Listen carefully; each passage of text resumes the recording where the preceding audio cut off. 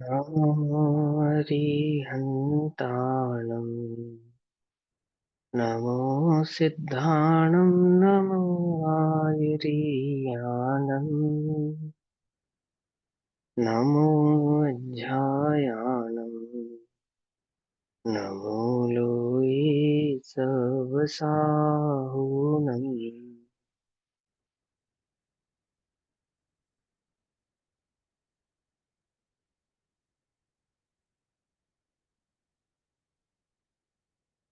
नमः समय साराय स्वानुभूत्या च कासते चित्स्वभावाय भावाय सर्वभावान्तरच्छिदे।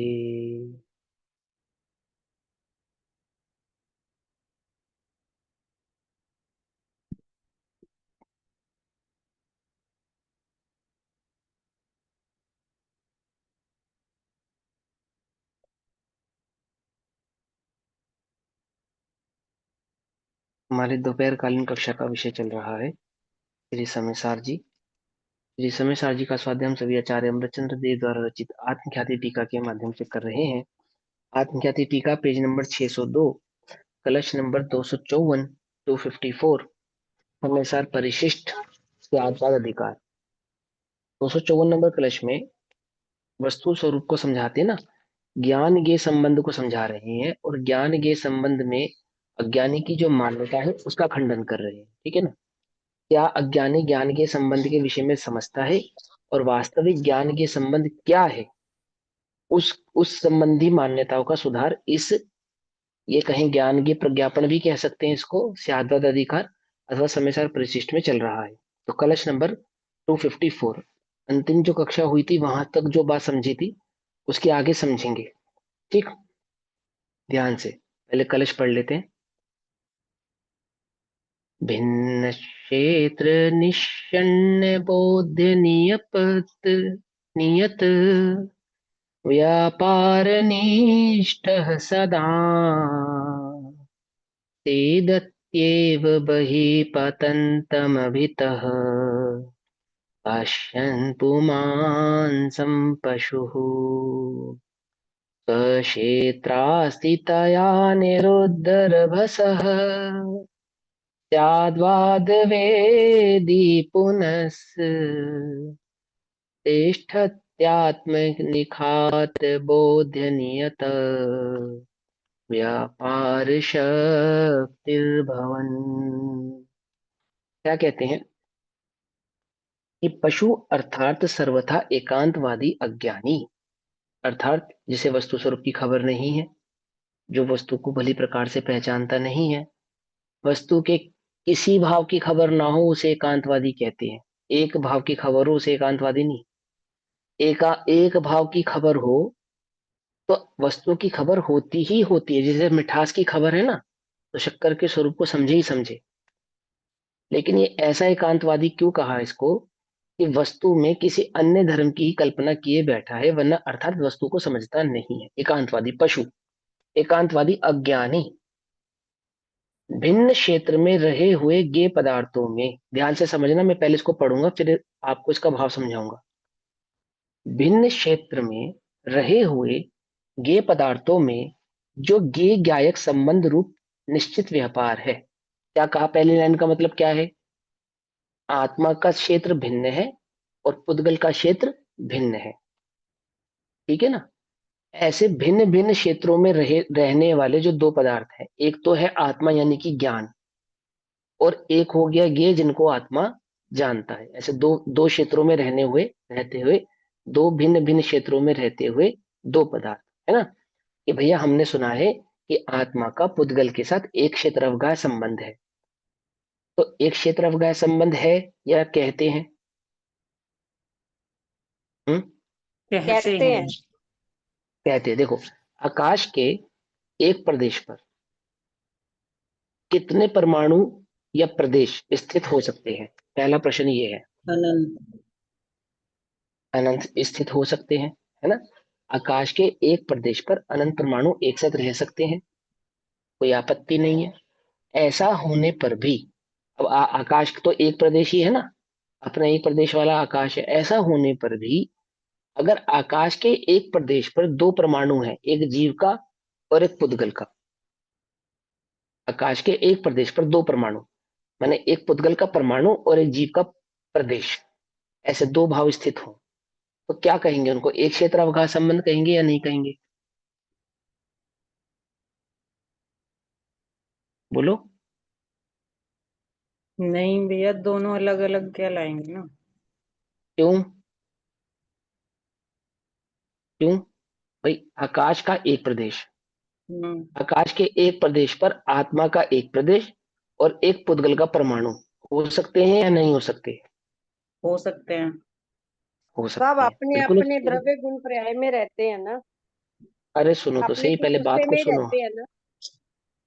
तो भैया आप प्रश्न समझ के उत्तर दो, प्रश्न समझ के उत्तर दोगे तो वस्तु स्वरूप समझ में आएगा, और प्रश्न से अलग भागोगे तो उत्तर समझ में नहीं आएगा। पहले प्रश्न समझो ध्यान से, ज्ञान के संबंध समझना है ना, तो ज्ञान के संबंध के संदर्भ में जो हमारी मान्यता है, उस मान्यता के सुधार के लिए आचार्य देव हमको क्या समझाना चाहते हैं वो समझेंगे हम। आकाश के एक प्रदेश में कितने परमाणु अथवा आत्मा के कितने प्रदेश समाहित हो सकते हैं? पहला प्रश्न तो ये है कि अनंत परमाणु आ सकते हैं और आत्मा के अनंत प्रदेश भी आ सकते हैं, आकाश के एक प्रदेश पर आ सकते हैं ना, इसमें तो किसी को कोई आपत्ति नहीं है। अब प्रश्न ये उठता है कि आकाश का जो एक प्रदेश है, उस आकाश के एक प्रदेश पे मान के चलो आत्मा का एक प्रदेश और पुद्गल का एक परमाणु हो सकते हैं या नहीं हो सकते? हो सकते हैं भैया। हो सकते हैं।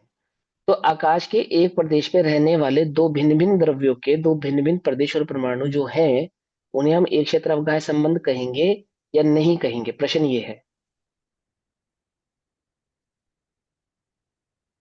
एक क्षेत्र किसी का प्रदेश संबंध पर है एक भी। क्षेत्र का संबंध कहलाएगा भैया। हाँ, एक क्षेत्र अवकाश संबंध कहेंगे उसको। ठीक है ना, इतनी सी बात है, कितनी सिंपल सी बात है। तो आकाश ने जब दो, एक आत्मा के एक प्रदेश को और पुद्गल के एक परमाणु को स्थान दिया, तो वहां आकाश ने एक ही स्थान पर दोनों को रखा या नहीं रखा? मतलब आकाश के एक ही प्रदेश पर दोनों रहे या नहीं रहे? रहे। दोनों रहे ना, दोनों रहे। ऐसा होने पर भी आवाज ब्रेक हो आकाश रही के, है। सभी को ब्रेक आ रही है? सभी को ब्रेक होकर नहीं आ रही है? भैया, नहीं सही है नहीं भैया, नहीं आपकी सही। आवाज कोई ब्रेक नहीं हो रही। हाँ, आप सुनो ध्यान से। तो ऐसा होने पर भी आकाश के एक प्रदेश पर दो भिन्न भिन्न द्रव्यों के दो भिन्न भिन्न प्रदेश परमाणु होने पर भी जो भिन्न भिन्न द्रव्य हैं, उनके जो क्षेत्र हैं वो भिन्न ही रहते हैं। क्या कहा? ऐसा होने पर भी, ऐसा होने पर भी क्या रहते हैं? भिन्न रहते हैं। एक क्षेत्रावकाश संबंध किसको कहा? कि आकाश के एक प्रदेश पर रहने वाले दो भिन्न भिन्न द्रव्यों के प्रदेश और परमाणुओं को एक क्षेत्रावकाश संबंध कहा, आकाश की अपेक्षा से। लेकिन अगर परमाणु और प्रदेश की अपेक्षा से देखें, उन दो द्रव्यों की अपेक्षा से देखें जिन दो द्रव्यों की बात आकाश के एक प्रदेश पर चल रही है, तो पुद्गल पुद्गल अपने क्षेत्र में है और जीव अपने क्षेत्र में है। जीव ने पुद्गल के क्षेत्र को ग्रहण नहीं किया और पुद्गल ने जीव के क्षेत्र को ग्रहण नहीं किया। तो प्रश्न उठता है कि आकाश का तो एक ही प्रदेश था और उस पर दो भिन्न भिन्न जब प्रदेशों और परमाणुओं ने स्थान लिया, तो उनके प्रदेश भिन्न भिन्न कैसे रहे? कि भैया आकाश के एक प्रदेश में इतनी सामर्थ्य है कि वो अनंत पुद्गल परमाणुओं को भी स्थान दे सके और जीव के असंख्यात प्रदेशों को भी स्थान दे सके। इतनी उसके पास सामर्थ्य है। इसलिए उस सामर्थ्य के कारण दो भिन्न भिन्न द्रव्य तो आकाश के एक प्रदेश पर स्थापित हो सकते हैं। ऐसा होने पर भी जो दो भिन्न द्रव्य होते हैं, उन दो भिन्न द्रव्यों के प्रदेश और परमाणु भिन्न ही रहते हैं, एकमेक हो नहीं जाते। आई बात समझ में? इतनी सी बात समझ में आती है, कोई मुश्किल तो नहीं है इसके अंदर, है ना? प्रदेश और परमाणुओं की बात समझ में आ गई। ऐसे ऐसे एक स्थान पर रहे हुए उद्गल और जीव के प्रदेशों को एक क्षेत्र अवगाह्य संबंध कहते हैं। आकाश की अपेक्षा से, जब हम उसको आकाश की अपेक्षा से देखेंगे तो वो एक क्षेत्र अवगाह्य संबंध कहलाएगा। परंतु उन्हीं दो द्रव्यों को जब उन्हीं द्रव्यों की अपेक्षा से हम देखेंगे, यानी जीव और पुद्गल को जीव और पुद्गल की अपेक्षा से देखेंगे, तो हम पाएंगे कि एक स्थान पर रहते हुए भी वे एक नहीं हुए हैं। उन दोनों के जो क्षेत्र हैं वो भिन्न ही है। आ गई बात समझ में? आ गई ना? अब यहाँ पे जो बात चल रही है वो जीव और पुद्गल की अपेक्षा से चल रही है, ना कि आकाश की अपेक्षा से। पॉइंट पकड़ में आया सभी को या नहीं समझ में आया? जब हम कह रहे हैं एक क्षेत्रावकाश संबंध, तो इसका मतलब हम आकाश द्रव्य की अपेक्षा से बात कर रहे हैं।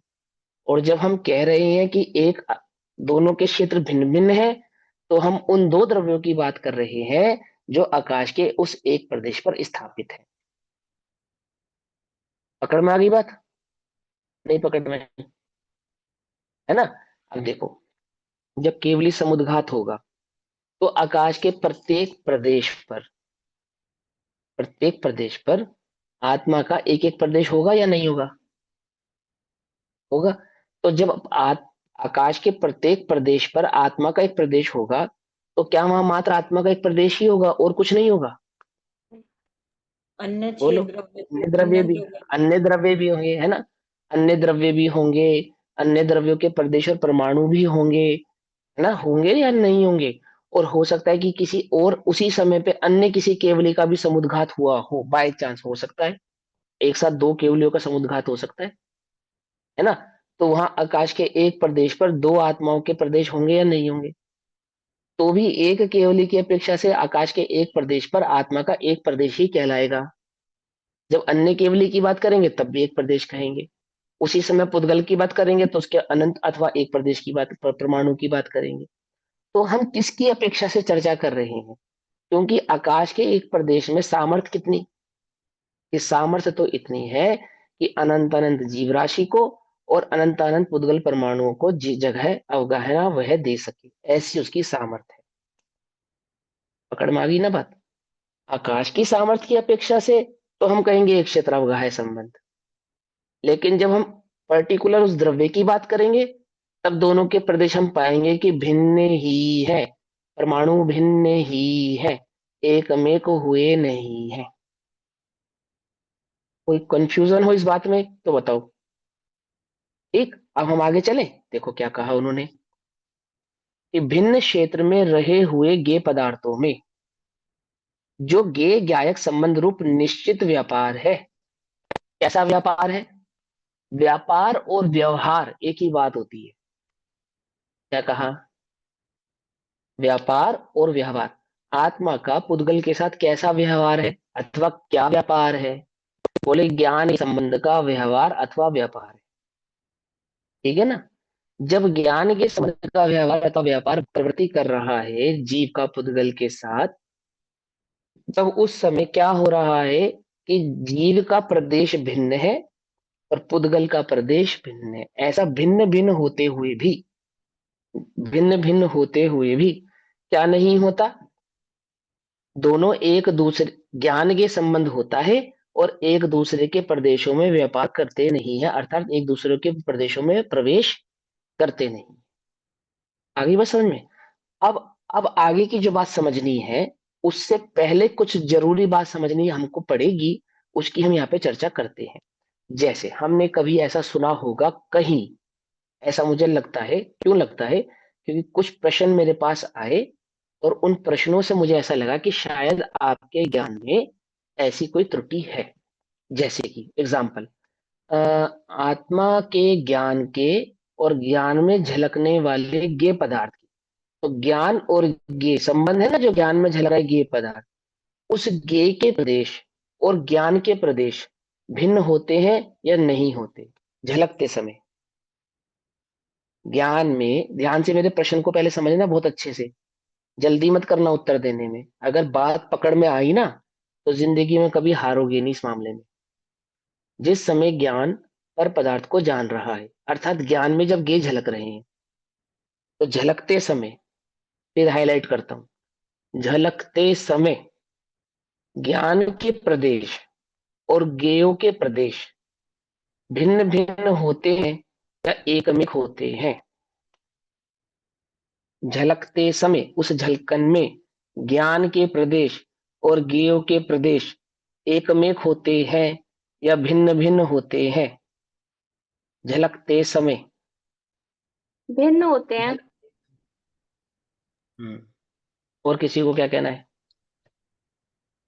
यही कहना भी है। भिन्न भिन्न ही होंगे भैया। भिन्न भिन्न होते हैं। भिन्न भिन्न ही होते हैं। अब सबसे पहले ये समझो कि वहां प्रदेश होते हैं या नहीं होते हैं? जो झलकते हैं वो तो ज्ञान में ही हो गए ना। वह झलकन भी गायक है। हाँ, पहले पहले ये समझेंगे हम। एक सबसे पहले हम ये समझेंगे। हाँ हाँ, बोलिए बोलिए, अनीता आंटी जी कुछ कहना चाहते, बोलिए बोलिए।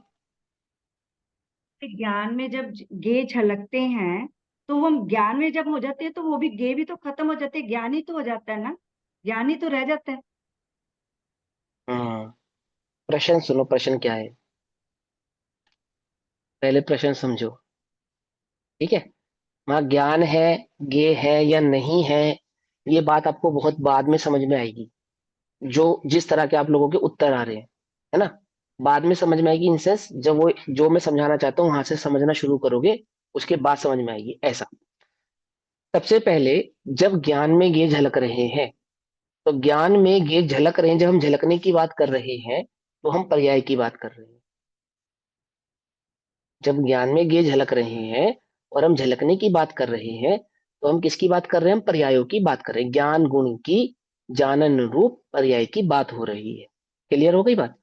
अब सबसे पहले कि वहां पर प्रदेश है या नहीं है, उस पर्याय में प्रदेश है या नहीं है। तो सबसे पहले हम ये समझेंगे कि नहीं क्या है। पर्यायों में प्रदेश होते हैं? नहीं, नहीं पर्यायों में प्रदेश नहीं होते, है ना? आत्मा में प्रदेश हाँ, है। है ना? हाँ, ये समझे ना कि पर्याय के प्रदेश नहीं होते। सबसे पहले हम ये समझे, प्रदेश तो किसके होते हैं? द्रव्य के होते हैं। द्रव्य के होते हैं, और दो द्रव्य कभी मिलते नहीं, ये बात हमें पता है। तो जब दो द्रव्य मिलते नहीं, तो दो द्रव्यों की प्रदेश भिन्नता तो सदैव ही रहेगी ना, चाहे ज्ञान के संबंध हो और चाहे ना हो। समझे? जैसे जीव का पुद्गल के साथ तो ज्ञान के संबंध है, या जीव का अजीव के साथ तो ज्ञान के संबंध है, परंतु धर्म का अधर्म के साथ कौन सा संबंध है? तो ज्ञान के संबंध है वहां पे। धर्म द्रव्य का अधर्म द्रव्य के साथ तो ये संबंध भी नहीं है, ज्ञान के संबंध भी नहीं है। तो धर्म द्रव्य और अधर्म द्रव्य के प्रदेश भिन्न है या नहीं है? है ना? पकड़ में आई बात, नहीं पकड़ में आई? क्योंकि दो द्रव्यों के प्रदेश तो सदैव ही भिन्न रहने वाले हैं। अब ज्ञान का ज्ञेय के साथ ज्ञान के संबंध है, तो क्या ज्ञान के संबंध हो जाने से उन दोनों के प्रदेशों के अंदर कोई ऐसा प्रदेशांतर हो जाएगा, यानी कि ज्ञान के प्रदेश तो ज्ञेय में चले जाएं और ज्ञेय के प्रदेश ज्ञान में आ जाए? क्या ऐसा हो सकता है? बोले ऐसा तो होता ही नहीं। जब दो द्रव्य भिन्न है, हमने आपसे बात कह दी, तो वहाँ प्रदेशों की तो चर्चा ही नहीं है। यानी ज्ञान और ज्ञेय के संदर्भ में जब चर्चा है, तो वहाँ प्रदेशों की तो चर्चा ही नहीं है, क्योंकि वो दो भिन्न द्रव्य हैं। पकड़ में ही बात, नहीं पकड़ में ही? क्या कहते हैं कि पर्याय में क्या नहीं होते? प्रदेश नहीं होते। पर्याय में प्रदेश नहीं होते। तो भी पर्यायों में प्रदेश अगर कहे भी जाए कदाचित, तो वह जिसकी पर्याय है। जैसे ज्ञान की पर्याय है, तो ज्ञान किसकी पर्याय है? बोले जीव की पर्याय है। तो उसमें अधिक से अधिक अगर किसी के प्रदेशों का आरोप आएगा भी, तो ज्ञान की पर्याय में ज्ञाता के प्रदेशों का ही आरोप आएगा, जिसकी वो पर्याय है। समझे? जैसे ज्ञान गुण की पर्याय, जिसके पास ज्ञान गुण होगा उसी की पर्याय होगी ना ज्ञान की पर्याय। और ज्ञान गुण किसका है? जीव का है। तो अधिक से अधिक अगर हम ज्ञान की पर्यायों में किसी के प्रदेशों के होने की चर्चा करते भी हैं, आरोप उसमें किसी का लगाते भी हैं, तो जिसकी वो पर्याय है उसके प्रदेश होना तो उसमें संभव है, अन्य किसी के प्रदेश उसमें आ जावे, यह संभव ही नहीं है। बात समझ में आ गई? दो बातें समझ में आ गई। एक, अगर हमने आरोप लगाया भी, तो किसके प्रदेशों का आरोप आएगा? जिसकी वो पर्याय है। पकड़ में ही ना बात? और पर्याय में प्रदेश होते नहीं है। सबसे पहले तो यही बात हो गई। प्रदेश हमेशा किस में रहेंगे? वो द्रव्य में रहेंगे। ठीक है ना? अब इसकी सिद्धि वैसे तो हम कल रात की कक्षा में कर चुके हैं परंतु जो लोग कल रात की कक्षा में नहीं थे वो फिर समझ लें एक बार। जैसे पर्यायों में प्रदेश नहीं होते, गुणों में तो प्रदेश होते होंगे कि भैया गुणों में भी प्रदेश नहीं होते। तो प्रदेश किस में होते हैं? प्रदेश द्रव्य के होते हैं। ठीक, सिद्ध कैसे करेंगे भैया कि प्रदेश द्रव्य के होते हैं, गुणों के नहीं होते और पर्यायों के नहीं होते? तो उसके 2 या 3 लक्षण समझेंगे। सबसे पहले ये समझेंगे, यदि पर्यायों में प्रदेश होंगे, क्योंकि पर्यायों में उत्पाद व्यय होता है, तो प्रदेशों का भी क्या होने लगेगा? उत्पाद व्यय होने लगेगा। और जब प्रदेशों में उत्पाद व्यय होगा तो वस्तु में उत्पाद व्यय होगा, और वस्तु का उत्पाद व्यय होने पर जो बौद्ध मतियों का क्षणिकवाद है वह सिद्ध हो जाएगा, क्योंकि वह ऐसा ही मानते हैं कि वस्तु में ही उत्पाद और व्यय होता है। जबकि स्यादवादी कहता है कि वस्तु में उत्पाद व्यय नहीं होता है, पर्यायों में उत्पाद व्यय होता है। पकड़ में ही बात? वस्तु यानी कि द्रव्य। दूसरी बात, आत्मा के प्रदेश कितने हैं? कितने प्रदेश है आत्मा के? असंख्य प्रदेश। कैसे जाना आपने? कैसे पता लगा आपको? कैसे? कैसे काउंट किए? केवल ज्ञान केवल ज्ञान। हाँ, केवली की वाणी केवल से। ज्ञान। हाँ, केवल ज्ञान गम्य, वेरी गुड। और आकाश के कितने प्रदेश हैं? लोकाकाश के? आकाश। लोग लोकाकाश के असंख्यात प्रदेश हैं, और जब केवली समुद्घात होता है तो पूरे प्रदेश लोकाकाश में फैल जाते हैं उनके प्रदेश। तो तो इससे क्या सिद्ध हुआ? इससे कि सिद्ध हुआ है कि आत्मा, हाँ, लोक के आकाश के जो प्रदेश हैं और जीव के जो प्रदेश हैं वो समान होते हैं। इससे सिद्ध हुआ ना?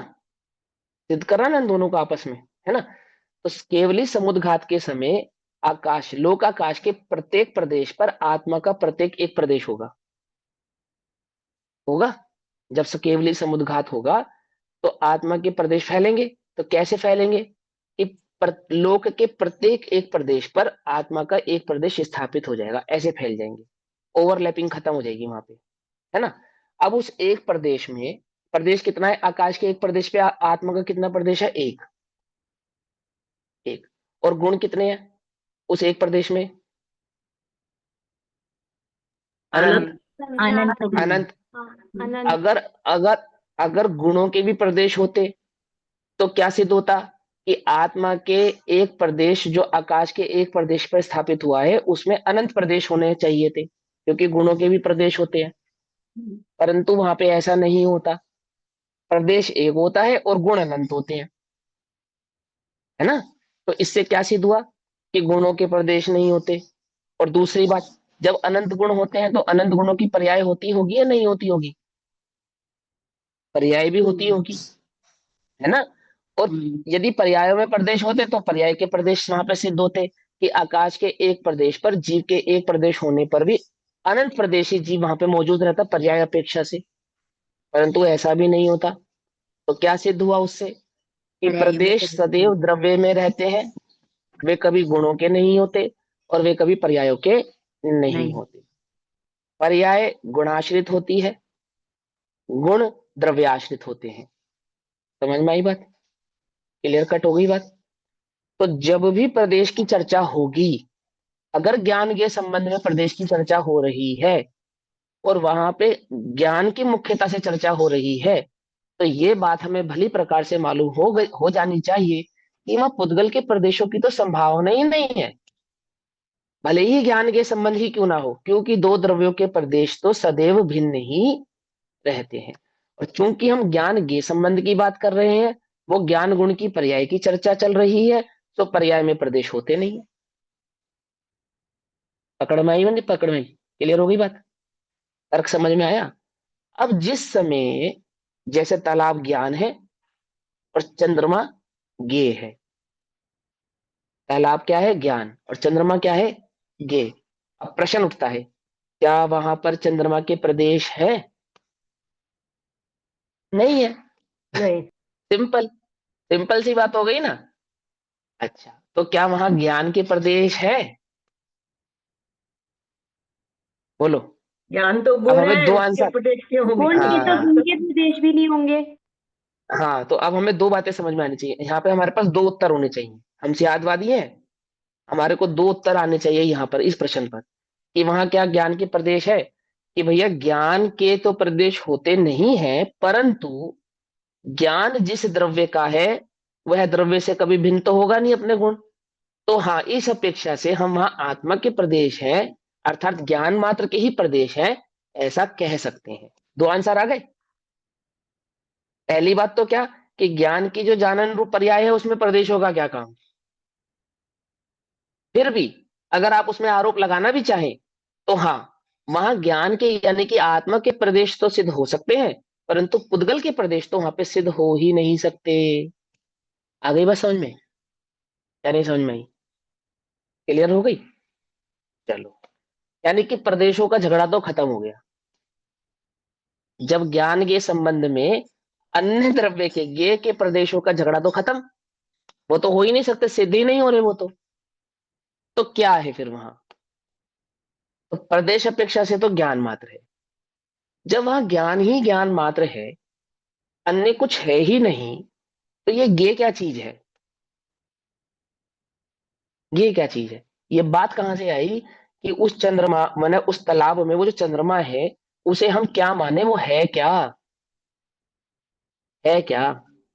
तो आपको ज्ञान की स्वच्छत्व शक्ति का ज्ञान होना चाहिए, है ना? क्या होना चाहिए? ज्ञान की स्वच्छत्व शक्ति का ज्ञान। क्या है स्वच्छत्व शक्ति का ज्ञान? कि देखो भाई, जब आप आत्मा की ओर देखोगे अर्थात तालाब की ओर देखोगे, तो सिवाय पानी के वहां आपको कुछ दिखाई नहीं देगा। लेकिन जब आप उस उस तालाब में उसकी झलकने की जो शक्ति है, पर पदार्थ को झलकाने की जो शक्ति है, उस शक्ति की अपेक्षा से देखोगे, यानी उस चंद्रमा को देखोगे, तो आपको वहां पानी दिखाई नहीं देगा। समझे नहीं समझे? जब आप चंद्रमा देखोगे तो क्या दिखाई नहीं देगा? बोले पानी दिखाई नहीं देगा। और जब तालाब देखोगे तो क्या दिखाई नहीं देगा? तब चंद्रमा दिखाई नहीं देगा। अब वहां चंद्रमा है या नहीं? पहली बात, कि वहां चंद्रमा तो नहीं है, लेकिन क्या तालाब में चंद्रमा झलक रहा है? कि हाँ, बिल्कुल झलक रहा है, 100% झलक रहा है। और इस झलकने को ही ज्ञान के संबंध कहते हैं। क्यों झलक रहा है? क्योंकि तालाब का ऐसा ही स्वभाव है। बस तालाब का ही ऐसा स्वभाव है? नहीं, चंद्रमा का भी ऐसा स्वभाव है। तालाब का स्वभाव है कि वो चंद्रमा को झलकाए, और चंद्रमा का स्वभाव है कि वो तालाब में झलके। पकड़ में ही बात नहीं? पकड़ में? समझे? यदि चंद्रमा में झलकने का स्वभाव नहीं होता तो तालाब चंद्रमा को नहीं झलका सकता था, और यदि तालाब में झलकाने का स्वभाव नहीं होता तो भी वो चंद्रमा को नहीं झलका सकता था। तो पहले तो हम यह निश्चय करें कि ज्ञान में पर पदार्थ को जानने की शक्ति है, तो ही वो पर पदार्थ को जानता है। पर पदार्थ में ज्ञान में जानने में आने की शक्ति है, तो ही वो पर पदार्थ ज्ञान में जानने में आने रूप जानने में आता है। दो समझ में आ गई बात? और इस जानने की शक्ति और जानने में आने की शक्ति को ही ज्ञान के संबंध कहते हैं। क्या कहा? आत्मा की इस जानने की शक्ति को और पर पदार्थ की जानने में आने की शक्ति को क्या कहते हैं? ज्ञान के संबंध कहते हैं।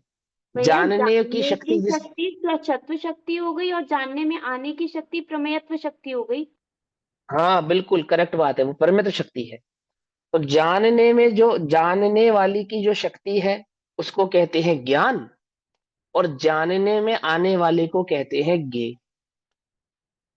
पकड़ में ही बात?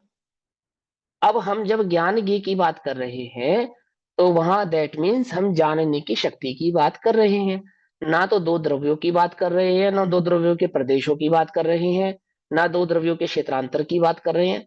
हम तो वहां ज्ञान की शक्ति की बात मात्र कर रहे हैं कि ज्ञान में ऐसी शक्ति है कि वो पर पदार्थ को जाने, और पर पदार्थ में ऐसी शक्ति है कि वो ज्ञान के जानने में आवे। ज्ञान की उस शक्ति का नाम क्या है? ज्ञान के संबंध है। ज्ञान के संबंध दैट मीन्स पर्याय ज्ञान की। ज्ञान के संबंध दैट मीन्स क्या है? पर्याय ज्ञान की। और जब पर्यायों की बात चल रही है तो प्रदेश संबंधी प्रश्न ही वहां उठता नहीं है। क्लियर कट हो गई बात? कोई कंफ्यूजन रहा? अब पहला प्रश्न, जब ज्ञान में गे झलकते हैं तो क्या गेयों के प्रदेश ज्ञान में प्रवेश करते हैं? ये नहीं करते। इससे क्या सिद्ध हुआ कि ज्ञेय अपने स्थान पर ही रहता है और ज्ञान अपने स्थान पर ही रहता है, क्योंकि स्थानांतर होने के लिए ज्ञेयों के प्रदेशों को ज्ञान में प्रवेश करना पड़ेगा, जो कि असंभव है, होगा नहीं। समझ में आई बात, नहीं समझ में आई? बोलो, समझ में आ गई या नहीं समझ में आ गई? जल्दी बोलो फटाफट, हाँ ना कुछ तो बोलो। हाँ आ भैया। गई समझ में। आ गई, आ गई। अब एक कदम और आगे चलो, कि जिस समय तुम ज्ञेय देखोगे उस समय तुम्हें ज्ञान नहीं दिखेगा, और जिस समय तुम ज्ञान देखोगे उस समय तुम्हें ज्ञेय नहीं दिखेगा। तुम कौन हो? ज्ञान हो या ज्ञेय हो? कौन हो तुम? तुम ज्ञान हो तो ज्ञान को देखो, पर को क्यों देखते हो? हाँ। कि भैया वो दिख रहा है, दिख नहीं रहा है, तू देख रहा है। क्या कहा? क्या समझे? कुछ समझे या नहीं समझे? दिख नहीं रहा है, तू देख रहा है। कि देख रहा हूं और दिख नहीं रहा, क्या क्या मतलब है? देख भाई, परमित गुण के कारण ज्ञान में जानने में तो अवश्य ही आएगा, हमेशा ही आएगा, उसका तो तू निषेध नहीं कर सकता। उसके लिए तो तुझे अपने जानने की शक्ति का त्याग करना पड़ेगा, क्योंकि पूगल में ही ऐसी सामर्थ्य है कि वो पर को नहीं जान सकता। हाँ? पर नहीं जानने की शक्ति तो पूगल में है, ज्ञान में थोड़ी है। ज्ञान में तो पूगल को जानने की शक्ति है, अपने को जानने की शक्ति भी है ना? ज्ञान में तो दोनों शक्तियां हैं। कहता है कि वो जानता ही नहीं। आवाज नहीं आ रही सही, आवाज नहीं आ हाँ, रही। कोई बात नहीं, आ रही है। एक मिनट को, अभी आई ठहर। नेट। अब तू कहे कि मैं तो पर को जानता ही नहीं, तो पर को नहीं जानने की सामर्थ्य तो पुद्गल की है। पकड़ में ये बात, नहीं पकड़ में? और निज और पर दोनों को जानने की सामर्थ्य किसमें है? वो जीव की है। तो तू अपनी सामर्थ्य का घात क्यों करता है, कहकर कि मैं पर को जानता ही नहीं? समझ में आई बात, नहीं समझ में आई? अपनी सामर्थ्य का घात ही क्यों करता है? वो तो तेरा स्वभाव है ना, तो पर प्रकाशक बना तो तेरा स्वभाव है। इतनी बात क्लियर हो गई ना? अब एक बार पुद्गल की तरफ चलते हैं, 1 मिनट के लिए चलेंगे, ठीक है? पुद्गल में पर को जानने की सामर्थ्य तो नहीं है, ये तो हमने आपकी बात समझ ली। लेकिन पुद्गल में स्वयं को जानने की सामर्थ्य तो होगी ना? क्या कहा? पुद्गल में पर को जानने की सामर्थ्य तो नहीं है ना? लेकिन पुद्गल में स्वयं को जानने की सामर्थ्य है। बोले नहीं है। वह भी नहीं है। जब ज्ञान ही नहीं है तो सामर्थ्य नहीं है ना? बोले क्या कहा उन्होंने? आचार्य क्या कहते हैं कि देखो भाई सुनो, जानना यानी कि प्रकाशत्व। कौन सी शक्ति? प्रकाशत्व शक्ति, अर्थात जानना। और जो प्रकाशत्व होता है वो स्व पर ही होता है। क्या कहा? प्रकाशत्व जब भी होगा, जानना जब भी होगा, वो स्व पर ही होगा, मात्र स्व नहीं होगा और मात्र पर नहीं होगा। जिसमें जो मात्र स्व निज को जाने और पर को नहीं जाने, यदि हम ऐसा मानेंगे, यदि हम ऐसा मानेंगे, तो अद्वैतवादी ब्रह्मवादियों का जो मत है ना, जो सिद्धांत है, उसकी सिद्धि हो जाएगी। क्या कहा? अद्वैत ब्रह्मवादियों का जो सिद्धांत है, वो क्या सिद्धांत है? वो क्या कहता है कि जगत में एक ब्रह्मा के अलावा अन्य कोई द्रव्य ही नहीं है। ऐसा क्यों कहा उसने? तो उसने यही कहा कि ज्ञान मात्र स्वयं को जानता है, पर को जानता ही नहीं है। क्योंकि पर को जानता ही नहीं है तो पर है ही नहीं, होता तो जान लेता। ज्ञान जिसको जाने वो सब ज्ञान, क्योंकि ज्ञान ने जिस जिसको जाना वो सब ज्ञान था। और पर को तो जिसको जो है ही नहीं उसको जानेगा कैसे? समझो ध्यान से, दो बातें समझना। एक बात, जिसको तुमने जाना नहीं वो है या नहीं, इसकी सिद्धि कौन करेगा जब जानने में ही नहीं आएगा? केवल ज्ञान स्व प्रकाशक है, तो केवली में पर को तो जाना ही नहीं। तो पर पदार्थ है या नहीं है, इसकी सिद्धि कौन करेगा? कौन बताएगा कि एक पदार्थ पर भी है? और भेद विज्ञान करो और ये स्व है और ये पर है, ये कौन बताएगा? बताओ, जब पर तो जानने में ही नहीं आता। तो कैसे पता लगा कि जगत में कोई एक पर पदार्थ भी है? एक बात। दूसरी बात, और ज्ञान जिसको जाने वो सब ज्ञान ही है। तो इससे सिद्ध हुआ कि सारे जगत में ज्ञान के सिवा अन्य कोई द्रव्य और कोई पदार्थ नहीं है, एक ज्ञान मात्र पदार्थ है। और अद्वैत ब्रह्मवादी यही तो कहता है कि इस जगत में ब्रह्मा के सिवा अन्य कुछ नहीं है। ये भी ब्रह्मा है, मैं भी ब्रह्मा हूँ, शरीर भी ब्रह्मा है, पेड़ भी ब्रह्मा है, पहाड़ भी ब्रह्मा है, नदी भी ब्रह्मा है, सारा संसार ब्रह्मा मात्र है, अन्य कुछ नहीं है। अर्थात सारा जगत ज्ञान मात्र है, अन्य कुछ नहीं है। तो तेरी मान्यता में और उसकी मान्यता में अंतर क्या हुआ? फिर काय का भेद विज्ञान और किससे भेद विज्ञान, और क्या फिर सुपर प्रकाशक? जब जानने में ज्ञान ही आ रहा है और ज्ञान के सिवा कुछ आ ही नहीं रहा है। कुछ बात समझ में आ रही नहीं आ रही है? पकड़ में आ रही है नहीं पकड़ में आ रही है? तो पहले तो इस मत का खंडन करने के लिए तुम्हें यह समझना पड़ेगा कि ज्ञान सुपर प्रकाशक ही होता है। और दूसरी बात कि ज्ञान का स्वभाव है, जिसमें भी स्व को जानने की सामर्थ्य होगी उस ही में पर को जानने की सामर्थ्य भी एज इक्वल उतनी ही होगी। कैसे होगी सिद्ध करो? तो तर्क देते हैं, सुनो। कि पेंसिल नजर आ रही है, यहां नजर आ रही है, तो प्रकाश भी नजर आ रहा है। क्या कहा? कुछ बात समझ में आई या नहीं? यदि प्रकाश नहीं होता, यदि प्रकाश नहीं होता तो क्या पेंसिल नजर आती? नहीं नजर आती। इससे क्या सिद्ध हुआ कि वो स्व को प्रकाशित करने वाला जो प्रकाश है, जब जब वह जहां जहां वह होगा वह स्वयं को तो प्रकाशित करेगा ही, परंतु पर को भी प्रकाशित करेगा। क्या कहा आचार्यों ने? कि प्रकाश के समीप जो वस्तु होती है वह वस्तु भी प्रकाशित होती है, और जब वस्तु प्रकाश के समीप नहीं होती है प्रकाश तब भी प्रकाशित होता है। ऐसा आचार्य ने उदाहरण दिया या नहीं दिया? याद है? इसी समय सारजी में पीछे दिया है ना, प्रकाशत और प्रकाशित्व शक्ति के अपेक्षा में, प्रकाशक और प्रकाशित्व की अपेक्षा से। तो क्या कहा? एक प्रकाश जो स्वयं को तो प्रकाशित कर ही रहा है, अर्थात जब उसके निकट अन्य पदार्थ होते हैं तो वे भी प्रकाशित होते हैं, और जब अन्य पदार्थ प्रकाश के नजदीक नहीं होते हैं प्रकाश तो तब भी प्रकाशित होता ही होता है। अर्थात ज्ञान जब सर्वव्यापी, यानी कि जब ज्ञान में ऐसी सामर्थ्य हो जाएगी कि उस लोकालोक को जाने, तो लोकालोक उसमें प्रकाशित होगा ही होगा, प्रकाश के नजदीक होगा ही होगा। नहीं हो ऐसा होगा नहीं। और उसी समय प्रकाश भी प्रकाशित होता है, इसी समय प्रकाश ही प्रकाशित होता है। अब मैं जब जब प्रकाशय अर्थात वस्तु को देखता हूं तो प्रकाश नजर नहीं आता, तो भी प्रकाश है या नहीं? और जब जब मैं प्रकाश को देखूं तो वस्तु नजर नहीं आएगी, वस्तु है या नहीं? है। इसको कहते हैं ज्ञानीय संबंध। ये तो हमें समझ में आया गुरुदेव। अब मैं देखूं किसे? बोले तेरा कल्याण किसको देखने से होगा? बोल, ज्ञान को देखने से होगा या ज्ञ को देखने से होगा? बोले होगा तो ज्ञान को देखने से। तो बोले ज्ञान को देख, ज्ञ को क्यों देखता है?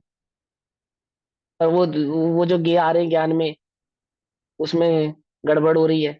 वो कुछ नहीं हो रहा। बोले कैसे गड़बड़ हो रही है बता? क्या हो रही है? बोले प्रकाश को क्या फर्क पड़ता है? कोई फर्क नहीं पड़ता। वही प्रकाश नाले पे पड़ा और वही प्रकाश सोना चांदी पे पड़ा, तो प्रकाश अशुद्ध हुआ या नहीं हुआ? बोलो भैया। तुम अपनी टॉर्च से जंगल में अपनी खोई हुई वस्तु ढूंढ रहे थे, और तुम्हारे टॉर्च का प्रकाश जंगल में पड़े हुए गाय के गोबर पे पड़ा, तो जो तुम्हारी टॉर्च का प्रकाश था वो अस्वच्छ हुआ या नहीं हुआ? नहीं हुआ। बोलो क्यों नहीं नहीं हुआ? हुआ। क्यों नहीं हुआ? उसकी झलकन वो दिखा दी। वो जो वो जो पदार्थ था जिसपे वो टॉर्च पड़ी थी, वो प्रकाश पड़ा था, वो पदार्थ गंदा नहीं था, मलिन नहीं था? नहीं।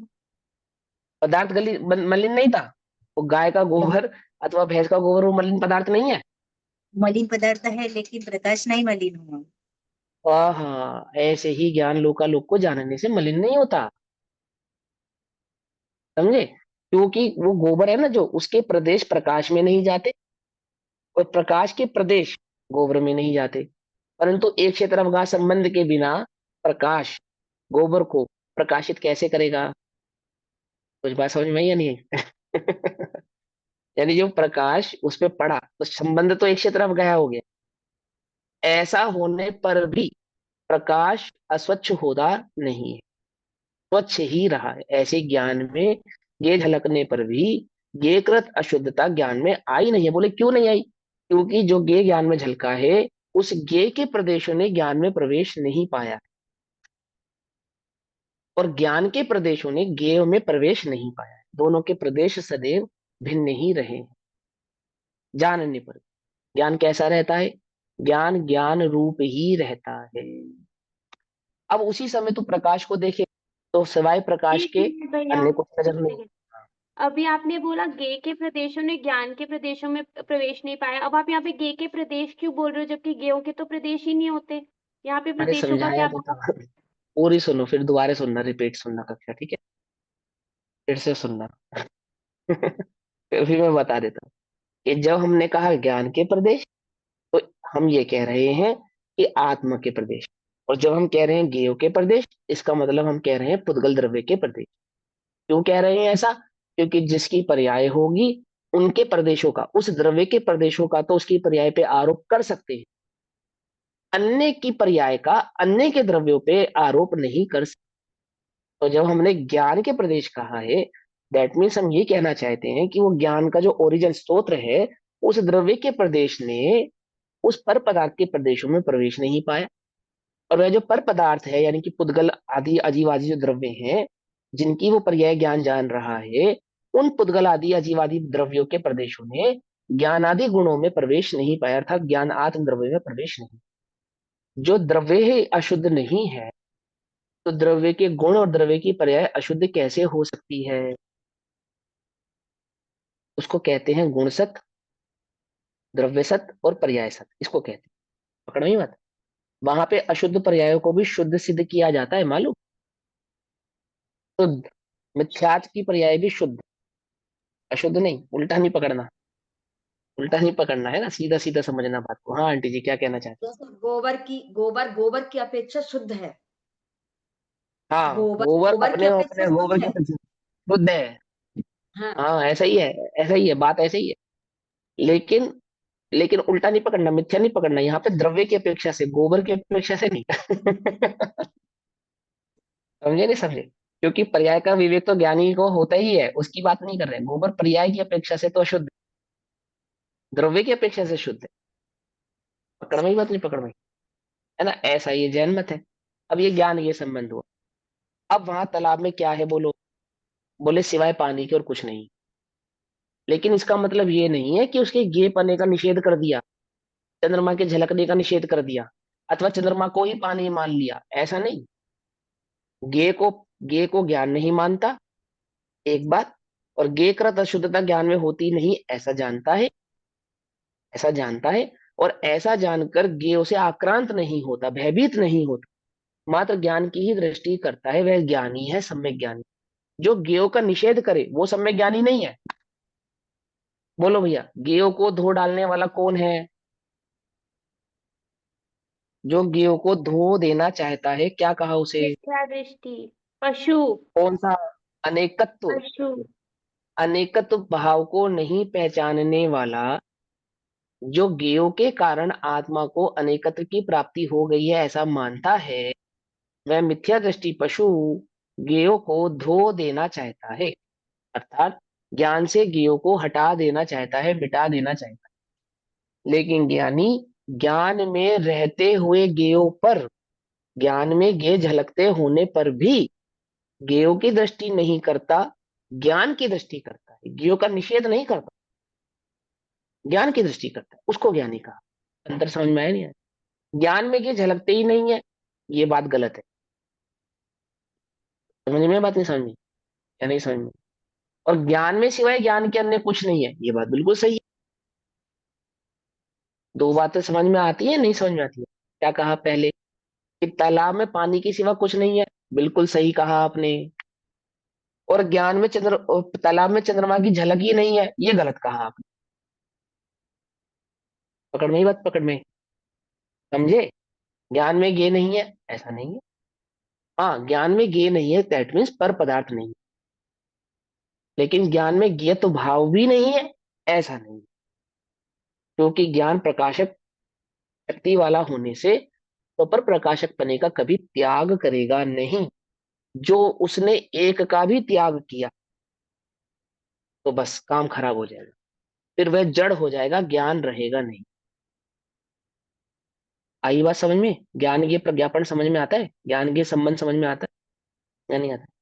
मेरे ज्ञान पर्यायों में ज्ञान के सिवा कुछ नहीं है, उस तालाब में पानी के सिवा कुछ नहीं है। चंद्रमा है, बोले चंद्रमा नहीं है, चंद्रमा की झलक भी नहीं है, ऐसा मत मान लेना। ऐसा मानने पर पानी के स्वच्छत्व गुण का नाश हो जाएगा।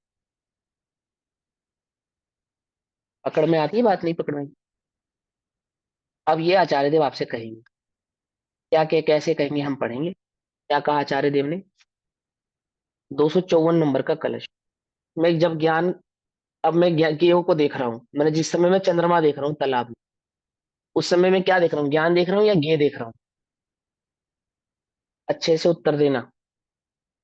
चंद्रमा को जिस समय मैं तालाब में देख रहा हूँ, उस समय में ज्ञान देख रहा हूँ या गे देख रहा हूँ? हाथ खड़ा करो, उससे पूछूंगा। नेहा दीदी बताएंगे। और अब जिनकी वीडियो ऑफ है तो उनके तो हाथ ही नहीं दिख रहे, चेहरे नहीं दिख रहे, हाथ कैसे दिखेंगे? है भैया, केवल ज्ञानी तो है नहीं हम। चलो नेहा दीदी होगी, पूनम दीदी होगी, बस और कोई नहीं बताओ, बताएगा? अरे हद हो गई। बता रही हूँ। हाँ मीनाक्षी दीदी, हम मीनाक्षी दीदी से पूछते हैं आज। बोलो बोलो दीदी बताओ। जिस समय में चंद्रमा ज्ञान पानी में झलक रहा है, तो उस समय हम क्या देख रहे हैं? ज्ञान चंद्रमा जो दिख रहा है ना पानी में, पानी में चंद्रमा, तो उस समय हम पानी देख रहे हैं या चंद्रमा देख रहे हैं? मैंने उस समय पानी ही दिखाई दे रहा है मात्र, या चंद्रमा दिखाई दे रहा है? क्या दिख रहा अगर हम चंद्रमा को देखेंगे तो चंद्रमा दिखाई देगा। है? और अगर हम स्वयं को पानी को देखेंगे तो पानी दिखाई देगा। अब वहां चंद्रमा है या नहीं है? है, झलकन है ना। ये गड़बड़ नहीं, ऐसे नहीं, ये गड़बड़ हो गई ना। पर प्रश्न पूछो, चंद्रमा है या नहीं है? है। चंद्रमा तो वहां पे नहीं है, यही तो समझना है पर- सियासवाद के अंदर। सियासवाद में यही तो समझना है, खेल सारा यही तो है कि सम्यक पानी में दृष्टि चंद्रमा जीव चंद्रमा को देखते हुए भी पानी को देखेगा पानी और को देख मिथ्या रहा। दृष्टि जीव केवल चंद्रमा को ही देखेगा। हाँ, अब देखो प्रश्न मैं फिर से पूछता हूँ कि पानी में चंद्रमा दिख रहा है या नहीं दिख रहा है? कि हाँ भैया दिख रहा है, बिल्कुल दिख रहा है, उसमें क्या आपत्ति है? दिख रहा है। वहां चंद्रमा है या नहीं? कि चंद्रमा नहीं है। दो बातें समझ में आई। आप पूछोगे चंद्रमा है या नहीं, तो चंद्रमा तो वहां पे नहीं है, तो क्या है वहां पे? बोले पानी है। तो बोले चंद्रमा तो दिख रहा है। कि हाँ दिख रहा है। देख रहे हो कैसी गजब की बात? ये सर चकराने वाली बात लगती है इसको, एकांतवादी को। और सियादवादी क्या कहता है? कि वहां चंद्रमा नहीं है, तो बोले चंद्रमा दिख तो रहा है। कि हाँ दिख रहा है, हम कब निषेध कर रहे हैं कि नहीं दिख रहा है? कि दिख रहा है और है नहीं। कि हाँ दिख रहा है और है नहीं। वो तो ऐसा चंद्रमा कैसे की हुआ? झलकन है। पानी की ऐसे कैसे निर्मलता। हुआ? हाँ बोले ये सचत्व शक्ति है उसकी, कि वहां गेय को झलकाएगा। झलकाने पर भी गेय वहां पे मौजूद नहीं है। अब मिथ्या दृष्टि और सम्यक दृष्टि में क्या अंतर है? बस इतना ही अंतर है। मिथ्या दृष्टि समझ रहा है कि वहां चंद्रमा भी है और मुझे चंद्रमा को नहीं देखना है। और ज्ञानी ये जानता है कि वहां चंद्रमा नहीं है, परंतु चंद्रमा दिख रहा है।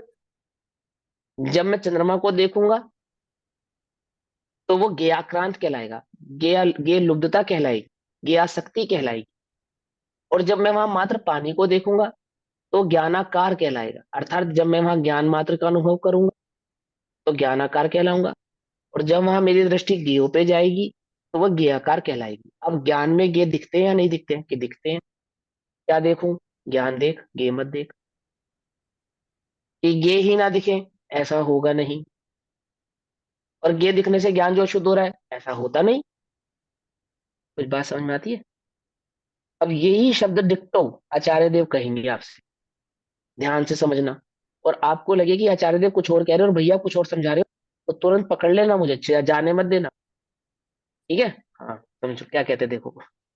पशु अर्थात सर्वथा एकांतवादी अज्ञानी, अर्थात जिसे ज्ञान के संबंध का की समझ नहीं है, वस्तु स्वरूप की खबर नहीं है, ऐसा अज्ञानी क्या मानता है? क्या मानता है जी? सुनो भैया, कि भिन्न क्षेत्र में रहे हुए, भिन्न क्षेत्र में अर्थात ज्ञान का क्षेत्र भिन्न और ज्ञेय का क्षेत्र भिन्न। कैसे क्षेत्र भिन्न है? प्रदेशों की अपेक्षा से। ये हमने समझाया ना आपको ध्यान से। ज्ञेय पदार्थों में जो ज्ञेय ज्ञायक संबंध रूप निश्चित व्यापार है, क्या व्यापार है ज्ञेय पदार्थों में? ज्ञान ज्ञेय संबंध, ज्ञेय ज्ञायक संबंध, एक जानने वाला और जानने में आने वाले, ऐसा हम दोनों के बीच में संबंध है। ये निश्चित है, ये फिक्स है संबंध। इस संबंध का तो हम निषेध नहीं करेंगे। लेकिन अज्ञानी को संबंध की खबर नहीं है, अज्ञानी को वो संबंध समझ में नहीं आ रहा है कि वहां पे चंद्रमा पूछो है या नहीं, तो आप कह देते हो नहीं है, और हम कह रहे चंद्रमा दिख तो रहा है, तो अब आप कह देते हो कि हाँ दिख रहा है ना। हमें आपकी ये बात समझ में नहीं आ रही है। जो इस बात को नहीं समझता है वो अज्ञानी क्या मानता है? वो ये मानता है कि उसमें परिवर्तिता हुआ। कैसे परिवर्ती करता हुआ? आत्मा को, अपने को संपूर्णतया, कंप्लीटली बाहर यानी पड़ता देखकर, पर क्षेत्र में पड़ता हुआ देखकर, अर्थात पानी को तो भूलकर और चंद्रमा मात्र देखता हुआ, चंद्रमा ही धरती पर आ गया, चंद्रमा ही है ऐसा देखता हुआ, स्वक्षेत्र से आत्मा का अस्तित्व न मानकर, स्वक्षेत्र, स्वक्षेत्र मतलब प्रदेश, स्वक्षेत्र, स्वप्रदेश, प्रदेश का रहेंगे, स्वक्षेत्र में रहेंगे ना। अर्थात ज्ञान में ये झलका और वहां क्या मान लिया उस गेय में कि मान लो मेरे प्रदेश ही उस गेय में प्रवेश कर गए हैं, अर्थात मैं उस गेय में हो गया हूं। तो क्या कहा? बाहर पड़ क्षेत्र में पड़ता हुआ देखकर। इसका मतलब क्या है कि स्वक्षेत्र से आत्मा का अस्तित्व नहीं मानकर क्या मानता है? सदा सीदित एवं सदा नाश को प्राप्त होता है। अर्थात मेरा अस्तित्व भिन्न है, मेरे प्रदेश भिन्न है, गेहूं के प्रदेश भिन्न है, ऐसा नहीं मानकर, और पर के प्रदेशों में मैं हो गया हूं ऐसा मानकर क्या हो गया है? नाश को प्राप्त हो गया। अब आ जाओ यहां पर। और स्यादवाद के जानने वाले तो स्वक्षेत्र अस्तित्वया निरुद्ध रभासा, अर्थात स्वक्षेत्र से अस्तित्व के कारण जिसका वेग रुका हुआ है, अर्थात जो दो द्रव्य अपने क्षेत्रों को छोड़ते नहीं है, जिनका दोनों का अपने स्वक्षेत्र में वेग रुका हुआ है। वेग रुका हुआ है अर्थात जैसे समुद्र अपनी सीमा को नहीं लांघता, ऐसे ही दो द्रव्य अपनी सीमाओं को नहीं लांघते। ऐसे स्वक्षेत्र में रहते हुए दो भिन्न भिन्न द्रव्य एक क्षेत्रफगाही होते हुए भी अपने अपने क्षेत्र में रहने वाले जो दो भिन्न भिन्न द्रव्य हैं, वह क्षेत्र से अस्तित्व के कारण जिनका वेग रुका हुआ है, ऐसा होता हुआ अर्थात वह क्षेत्र में परिवर्तता हुआ, अर्थात ज्ञान अपने क्षेत्र को नहीं छोड़ता हुआ और ये अपने क्षेत्र को नहीं छोड़ता हुआ। तालाब कहाँ है? धरती पे। चंद्रमा कहाँ है? आकाश में। तालाब धरती से उठ के चंद्रमा के पास नहीं जाता, चंद्रमा आकाश से उतरकर तालाब में नहीं जाता। अर्थात दोनों अपने क्षेत्रों के वेग का उल्लंघन नहीं करते। जो उनकी दूरी है वो दूरी ऐसी की ऐसी रहती है, दोनों की जो भिन्नता है वो एज इट इज रहती है। तो क्या कहा? वह क्षेत्र से अस्तित्व के कारण जिसका वेग रुका हुआ है। किन किन का? खाली आत्मा का, उद्गल का नहीं, गेहो का नहीं, दोनों का। छेहों क्या कहा? द्रव्य स्व क्षेत्र से, हाँ दोनों। अब यहाँ पे जीव और अजीव की अपेक्षा से चल रहे हो, तो जीव का अपना क्षेत्र और अजीव का अपना क्षेत्र, दोनों अपने अपने क्षेत्र में है, दोनों ने अपने क्षेत्र को रोका हुआ है। ठीक है ना? ऐसा होता हुआ मतलब क्या है इस बात का? अर्थात स्व क्षेत्र में परिवर्तित हुआ। कौन? सभी द्रव्य अपने क्षेत्र में परिवर्तित है। फिर क्या हुआ? आत्मा में ही आकार रूप हुए। अब जो तालाब में आकृति बनी है, तो तालाब में ही, तालाब में चंद्रमा की आकृति बनी है ना, चंद्रमा में तो तालाब की आकृति नहीं बनी, चंद्रमा में तो तालाब की आकृति नहीं बनी, तालाब में चंद्रमा की आकृति बनी है। तो तालाब में चंद्रमा की आकृति बनी, इसका निषेध नहीं है। क्या कहा?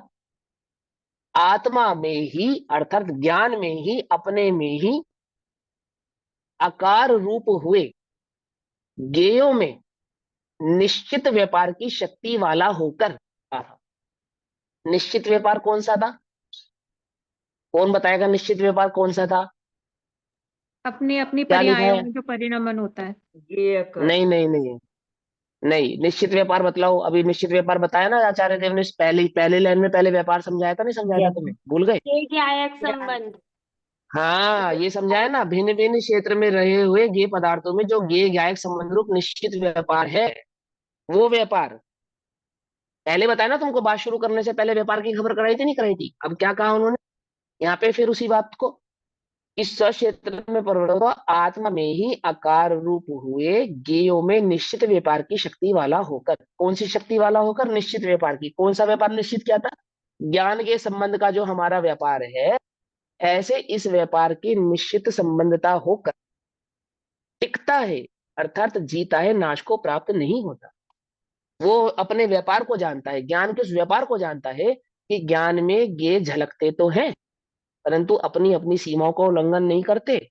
ऐसे ज्ञान के संबंध को जो जानता है, वो नाश को प्राप्त नहीं होता। नाश को कौन प्राप्त होता है? जो ये समझता है कि ज्ञान गेयों में प्रवेश कर गया, अर्थात पर पदार्थ में प्रवेश कर गया, और या फिर पर पदार्थ ज्ञान में प्रवेश को पा। अब यहाँ पे क्योंकि अस्तित्व की अपेक्षा से है, तो मैं अपने अस्तित्व की चर्चा करूंगा कि जीव ऐसा मानता है कि मैं पर पदार्थ में प्रवेश को पा गया। ऐसा मानकर जो अपने नाश को प्राप्त हो रहा है, उसको कहेंगे अस्तित्व। कि दो द्रव्य अपने अस्तित्व को कभी त्यागते नहीं है। ज्ञान के समरूपी व्यापार होने पर भी दो द्रव्य अपने अस्तित्व को त्यागते नहीं है। जीव अपने अस्तित्व को त्यागता नहीं है, पर के अस्तित्व में जाकर मिला नहीं है। ऐसा पकड़ में मत नहीं पकड़ में। और क्या है? ज्ञान के संबंध व्यापार निश्चित रहता है, बिना अपने अस्तित्व को त्यागे।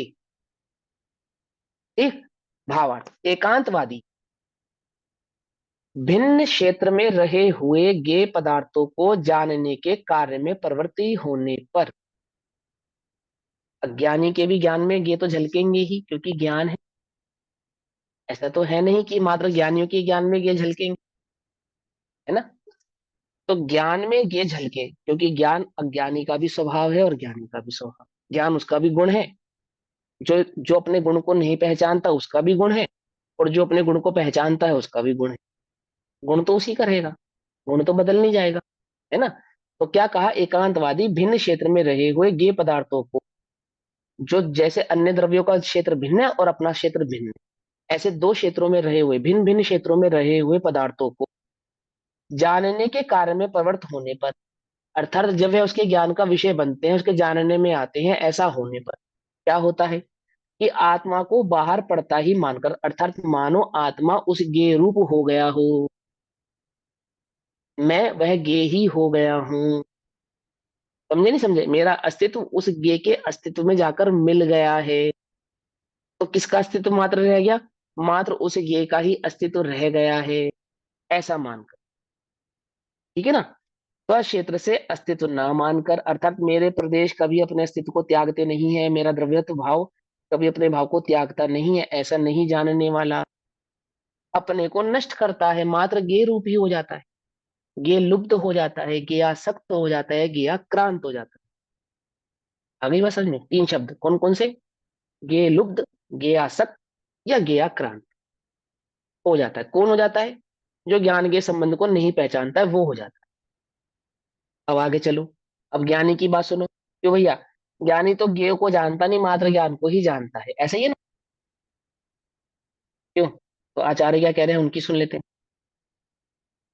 और स्यादवादी, तो स्यादवादी माने ज्ञानी, जिसे वस्तु स्वरूप की समझ है, उसी की बात चल रही है ना। जो स्यादवादी है, जो ज्ञानी है, जिसे वस्तु स्वरूप की खबर है, उसी की बात चल रही है ना। वह क्या मानता है?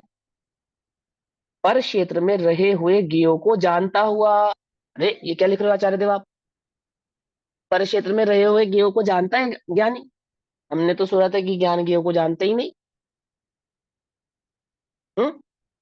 और वो क्या कह रहे हैं कि जो ज्ञानी है, जो स्यादवादी है, जो वस्तु स्वरूप को जानता है, जिसे वस्तु स्वरूप की समझ है, वो पर ज्ञेयों को जानता हुआ और ज्ञेयों को ज्ञेय मानता हुआ।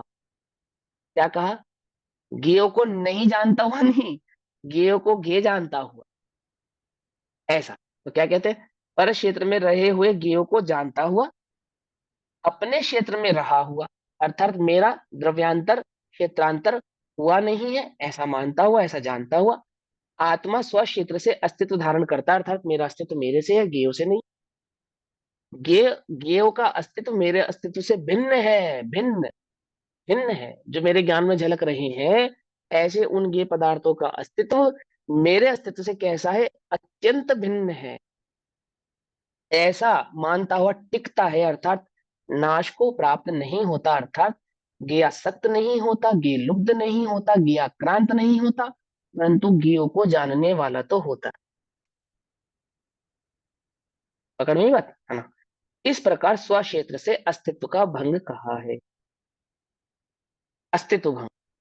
अब आठवें भंग के कलश रूप को काव्य को कहते हैं नास्तित्व भंग की अपेक्षा।